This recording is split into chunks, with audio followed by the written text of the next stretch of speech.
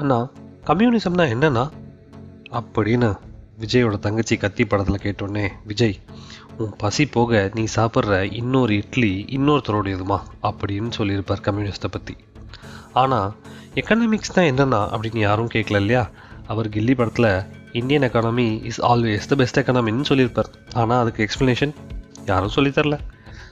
Okay, நான் இன்றைக்கி சொல்லித்தரேன். ரொம்ப சிம்பிளாக ஏன் எக்கனாமிக்ஸ் தெரிஞ்சுக்கணும் அப்படின்னா என்ன, சிம்பிளாக பார்ப்போமா? வணக்கம் மக்களே, வெல்கம் டு போரிங் டாக்ஸ். இன்றைக்கி நாம் பேச போகிறது ரொம்ப சீரியஸான டாபிக், எக்கனாமிக்ஸ். ஆனால் பயப்படாதீங்க, இது ஸ்கூல் டெக்ஸ்ட் புக்கில் வர எக்கனாமிக்ஸ் இல்லை, இது டீக்கட் எக்கனாமிக்ஸ், என்னால் முடிஞ்சதை உங்களுக்காக. ஓகே, எக்கனாமிக்ஸ்னால் ஸ்கூலில் என்னென்னு சொல்லி தந்துருப்பாங்க தெரியுமா? Demand versus supply.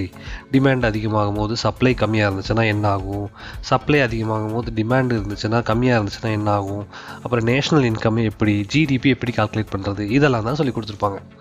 பட் நம்ம பிரெயின் அப்போ அதை எடுத்துக்குமா? அந்தளவுக்கு நமக்கு அறிவில்லை இல்லையா.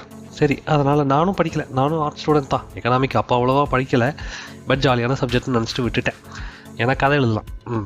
ஆனால் எக்கனாமிக்ஸ்னால் ஆக்சுவலி சிம்பிளாக சொல்கிறோம்னா, உங்கள் பாக்கெட்டில் இருக்க 100 ரூபாயை வச்சு அடுத்த 10 நாள் என்ன பண்ண போகிறோம், எப்படி சர்வே பண்ண போகிறோம், இதுதான் எக்கனாமிக்ஸ்.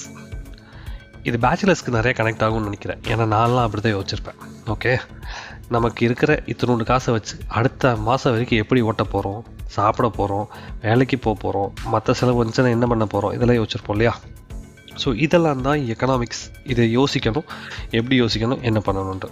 ஃபார் எக்ஸாம்பிள், சேலரி வந்த நெக்ஸ்ட் டே நம்ம கண்டிஷன் என்னவாக இருக்கும்? டே 1 சேலரி வந்துருச்சு, இந்த மாதம் சேவிங்ஸ் ஏதாவது பண்ணணும், ஏதாவது ஒன்று இன்வெஸ்ட் பண்ணணும், இல்லை எப்படியாவது சேவ் பண்ணணும்ப்பா அப்படின்னு யோசிச்சிருப்போம். இப்படி யோசிச்சுட்டே இருக்கும்போது அடுத்த டிங்னு ஒரு நோட்டிஃபிகேஷன் வரும், ஸ்விக்கியில் 50% ஆஃபர், கம்மான் நீங்கள் ஏன் இன்னும் ஆர்டர் பண்ணல அப்படின்னு.